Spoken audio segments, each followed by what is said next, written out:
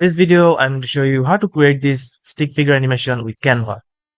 First, come to your Canva account, then go to this video section. After that, choose landscape video, then go to elements.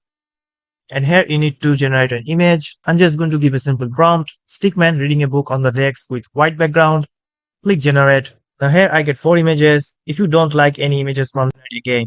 So I like this image. I'll just select this. Now I'll position this in the center. Now let's download this. Go to share option. Download this as a PNG file. After that, add the downloaded file on your video section. Then adjust the image. Then go to edit section. And here you need to find image to video. Click on image to video. Now go to this custom section. Again, we're going to give the same prompt. Stickman reading a book on the desk. Click generate video. As you can see, our video has been created. Let's add video to design and go to the share button and download this as an MP4 file. So that's it, guys. This is how you can create animation video with Canva, which is very easy and simple. So if you found this video helpful, please subscribe.